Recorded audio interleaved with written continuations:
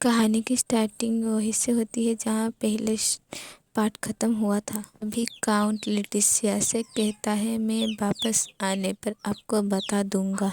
आगे कहता है, लेकिन तुम्हें तमीज से रहना होगा और पापा का इंतजार करना होगा। जल्दी मिलेंगे मेरी प्यारी बेटी, कहकर वो चला जाता है। काउंट की जाती ही लेटिसिया मन में सोचती है, कुछ तो गड़बड़ है। फिर आगे कहती है, क्या उसे लगा था कि मुझे सच में इसका पता नहीं चलेगा? वे चाहता है कि मैं अच्छा व्यवहार करूं, ये नहीं होने वाला है। आगे कहती है, आज वो दिन है, मैं इस घर की सारी राज उजागर कर दूंगी। एक बार बस मुझे वो चीज़ मिल जाए जो मैं ढूंढ रही हूँ, फिर यहाँ से निकल जाऊंगी। भी किसी के चलने की आवाज़ उसके कानों में पड़ी। कभी पीछे से आके कोई इंसान उसका मुंह बंद कर देता है ताकि वह चिल्ला न सके। अभी वो इंसान कहता है, एक भी आवाज़ निकाली तो समझो मर गई। टिसिया जिसका सांस अटक रहा था वो कहती है, अरे यार, आखिर अभी ही क्यों? कि हम एक दूसरे इंसान को देखते हैं जो कहता है, ये मेरे उम्मीद से ज़्यादा ही तेज था। तभी पहले वाला इंसान कहता है, धिक्कार है, चलो इस भयानक जगह से निकल चलते हैं। तभी दूसरा इंसान कहता है, आपने निशाना सही जगह लगाया है ना? तभी पहले वाला इंसान कहती है, हाँ, लेकिन मुझे समझ नहीं आता कि बेसिन में ऐसा क्या खास है कि हमें इस तरह की किसी बिगड़े बच्चे को पकड़ने की ज़रूरत है। वे दूसरा इंसान कहता है, मैंने सुना है कि उसने उसे ढूंढने के लिए दूर दूर तक खोजबीन की थी, तो मुझे लगा कि वो खास होगी, लेकिन वो तो एक साधारण बच्ची है। लेटिसिया मन ही मन सोचती है, निकम्मे से निकम्मे लोग लगते हैं, क्या मुझे इन्हें मार देना चाहिए?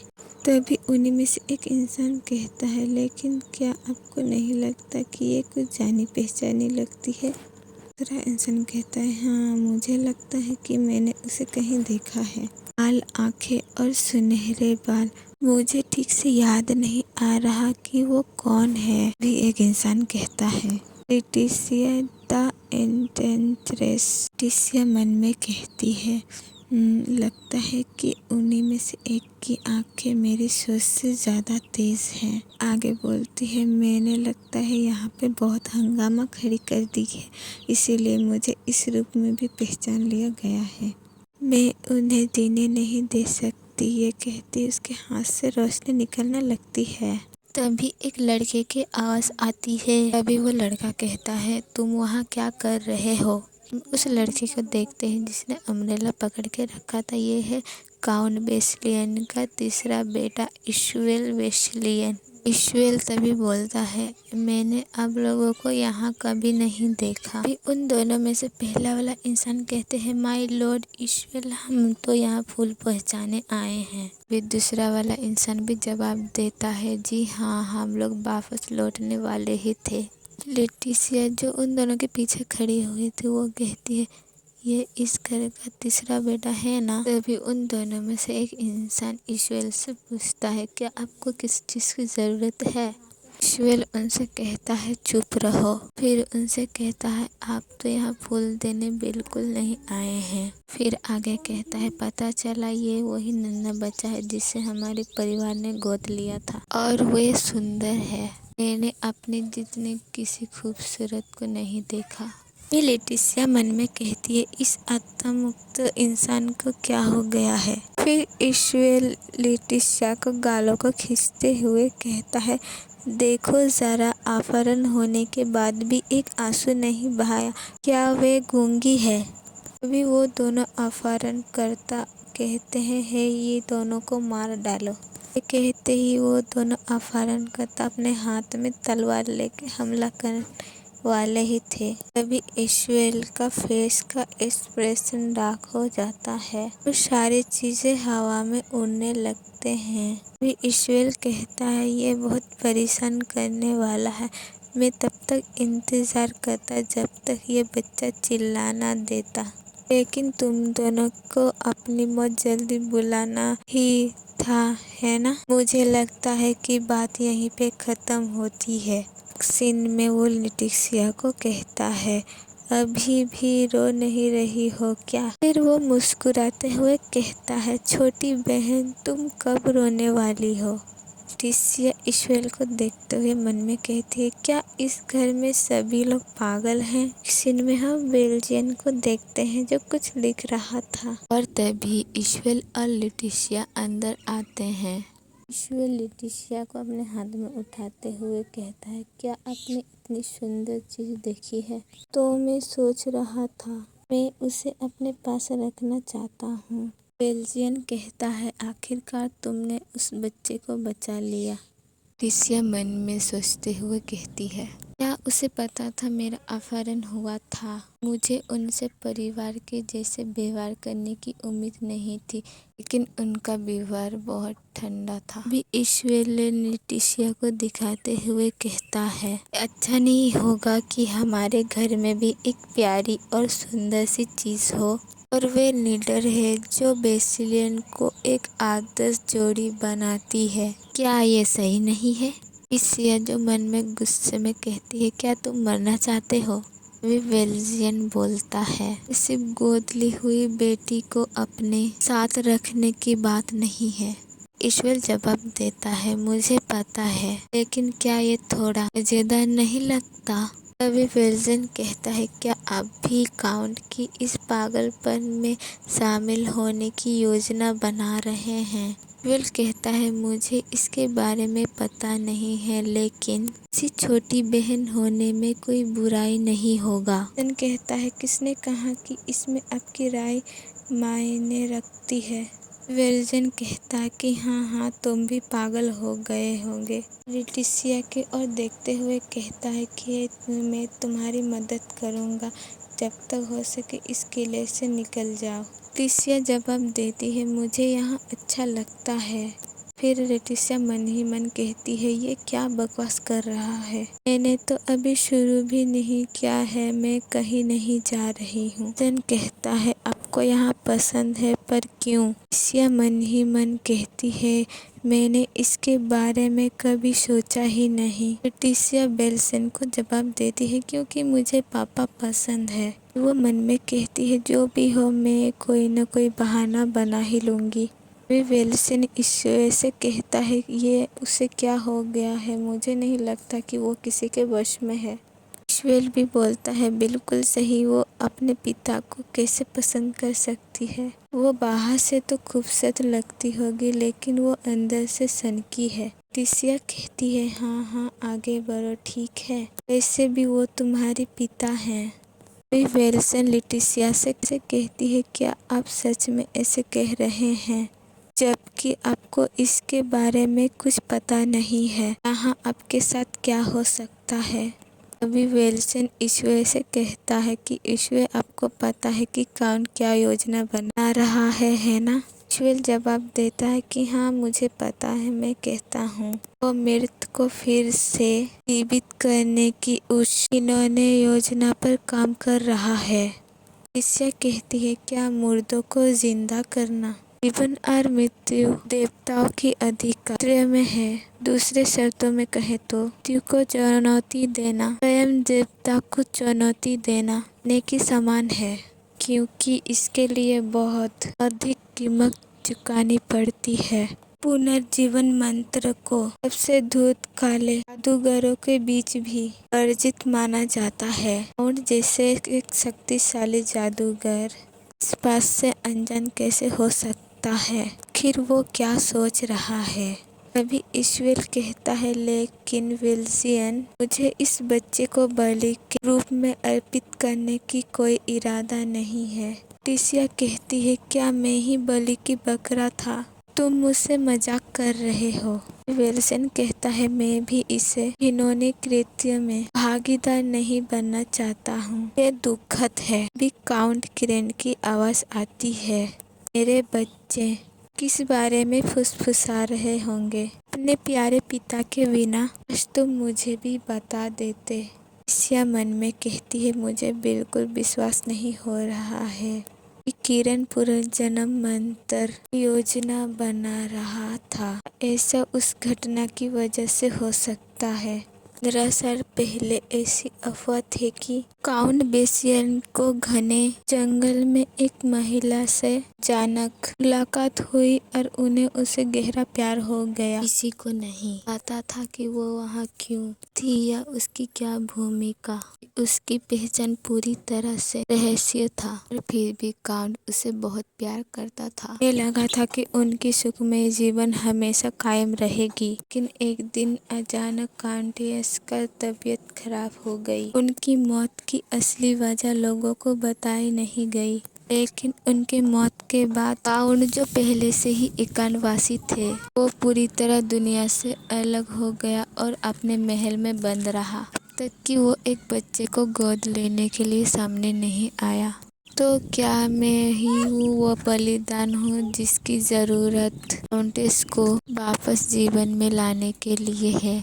सब लोग जानते थे कि काउंट अपने पत्नी से कितना प्यार करता था। जब मुझे पता चला कि वो एक काला जादूगर है, मुझे उसी पल सब समझ जाना चाहिए था। अगर उसका मतलब सिर्फ बलि देना ही था, तो वो इतनी परेशानी क्यों उठाता और गोद लेने के लिए इतने सारे लोगों को क्यों चुनता? कभी विल्सन कहता है, अंधेरे जंगल की बुरी शक्ति जरूर आपके दिमाग पर पड़ा होगा। आपको जाके थोड़ा आराम कर लेना चाहिए, कहते हुए अपना रुमाल काउंट को देता है। काउंट खून से सनी हुए हाथ को रुमाल से पोंछते हुए कहता है, ऐसा लगता है कि मेरे बेटे अपनी छोटी बहन से अच्छी तरह से घुल मिल गए हैं। अभी वो फिर कहता है, मैंने तुम्हें डरा दिया होगा मेरी प्यारी बेटी। मुझे तुम्हारी बहुत याद आ रही थी, इसीलिए मैं उस अंधेरे जंगल से जैसे ही बाहर निकला, मैं यहाँ आ गया। लेटिसिया मन में कहती है, ये तो खून की गंध है।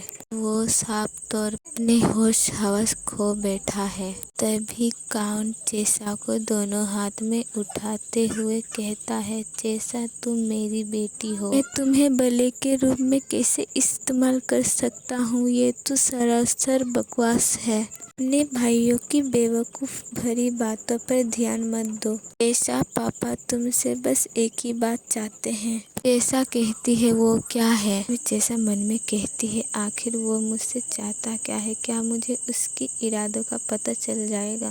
परी रानी का मुकुट पापा के लिए वो लेके आओ। चिया कहती है, परी रानी का मुकुट? काउंट कहता है, पवित्र साम्राज्य चलते हैं चेसा। परी रानी का मुकुट? ऐसा कहा जाता है कि ये कलाकृति खुद परी रानी ने भगवान की प्रशंसा करते हुए पवित्र सम्राट को भेंट की थी। बात तो पक्की है, इसे बस छुआ जा सकता है। 5 साल की कोई कम उम्र की पवित्र बच्ची, साम्राज्य की पवित्र बच्ची, क्या परी द्वारा इसे छू सकती है? लेकिन क्योंकि इसे परियों ने बनाया था और परियों को बेधर्मी प्राणी बताया जाता है, इस बात को लेकर जोरदार बहस शुरू हो गई। अवशेष के रूप में रखा जाना चाहिए या नहीं। कई साल चली विवाद के बाद हाल में ये फैसला लिया गया। इस ताज को अब पवित्र अस्त्र का दर्जा नहीं दिया जाएगा। एक प्रार्थना सभा आयोजित किया जाएगा और जो बच्चा सबसे ज्यादा अधिक धर्मपरायण योग्य साबित होगा, उसे ये ताज दिया जाएगा। कुछ महीने में होने वाला पवित्र बाल प्रार्थना समूह होना चाहिए। काउंट उस काम में भाग लेने के लिए एक बच्चे का तलाश कर रहा है। परी रानी का मुकुट, इसके बारे में पाताल लोक में मैंने फुसफुसाहट सुनी थी, लेकिन मुझे इसके बारे में परवाह नहीं की। फिर काउंट किरण इसका क्या करने वाला है? हमें फ्लैशबैक दिखाया जाता है जहां काउंट किरण ने उसे कहा था कि फिक्र मत करो, मेरे लिए सबसे खास और सबसे अहम तुम ही रहोगी, चाहे हालत कैसे भी रहे। लेटिसिया आगे कहती है, लेकिन नहीं, मुझे इससे नफरत है। प्रार्थना करने से बेहतर मैं मर जाऊं। के अलावा पवित्र साम्राज्य पवित्र योद्धा और जांचकर्ता से भरी पड़ी हुई है। अगर मुझे उस इंसान ने पहचान लिया तो इस बात की पूरी गारंटी है कि मैं जिंदा बच नहीं पाऊंगा। बनाऊंगी। पाताल लोक की रानी होने के कारण मुझे धर्म विरोधी माना जाता है, इसीलिए मैं पवित्र साम्राज्य की स्वाभाविक दुश्मन हूँ। फिर वो गुस्से में चीखते हुए कहती है, अगर काउंट किरण काला जादूगर है तो उसे भी दुश्मन समझना चाहिए। फिर पवित्र साम्राज्य में चल क्या रहा है। फिर वो बिस्तर से उतरते हुए कहती है, बहुत हो गया, मैं यहाँ से जा रही हूँ। पहले की तरह लोगों को धमकाना मेरे लिए बेहतर है। दरवाजे से बाहर झांकते हुए कहती है, मुझे समझ आ गया कि काउंट चाहता क्या है और यहाँ रुकने की कोई वजह नहीं बची। अगर उसने मुझे वो बेकार प्रार्थना मंडल के लिए गोद लिया था तो इस पे परियों के किए जा रहे उन रहस्य से अयोग से कोई संबंध नहीं है। लेकिन हाँ, ये बात परेशान करने वाली है कि इस पूरे मामले में एक परी से जुड़ी हुई वस्तु है। लेकिन सबसे पहले मेरी जान और मेरी जिंदगी मायने रखती है। मुझे कुछ और होने से पहले यहाँ से निकलना होगा। अच्छा हुआ कि मैंने एक अदृश्य फूल बचा के रखी थी। अलविदा बेसलेरियन, ये कहते ही वो जाने लगती है। तभी उस फूल से एक फूल की पंखुड़ी गिर जाती है और किसी के पैरों के नीचे आ जाता है। अभी हम एक लड़का को देखते हैं जो अंधेरे में खड़ा हुआ है और कहता है, फूल की गंध। इससे जो जा रही थी उस लड़की की आवाज़ सुन के रुक जाती है। लड़का उस फूल की पंखुड़ी के हाथ में लेते हुए कहता है, फूल की पंखुड़ी यहाँ पर क्या कर रहा है। यह बेसिलियन का दूसरा बेटा करा बेसिलियन। लेटिसिया कहती है, धरतरी की से पकड़े जाने से पहले भाग लेना चाहिए। वो गार्डन में आके गहरी सांस लेते हुए कहती है, आखिरकार मैंने उससे पीछा छुड़ा लिया। लेटिसिया देखती है कि करा यहाँ भी आ गया है। वो कहती है, ये बच्चा इतना होशियार क्यों है। जब मेरा फूल गिर गया था तब मैं लगभग पकड़ी ही गई थी। मुझे यहाँ से निकल लेना चाहिए। वो इतना करीब कब पहुँच गया। लेटिसिया करा को कहती है, हेलो, तो हमारी छोटी नई बहन है। अजीब है, मैं तो फूल की पंखुड़ी का पीछा कर रहा था। जो भी हो, इतनी रात को तुम यहाँ क्या कर रही हो। लेटिसिया कहती है, मैं टहलने गई थी और रास्ता भटक गई। क्या ये फूल आपका है। मैंने इसे आते हुए रास्ते से उठा लिया। लेटिसिया कहती है, नहीं। क्या कहता है, इसमें वैसे भी तुम्हारी खुशबू आ रही है। फिर वो कहता है, एक पल के लिए रुको। लेटिसिया मन में कहती है, ये क्या कर रहा है। अभी उन दोनों को घंटी की आवाज सुनाई देता है।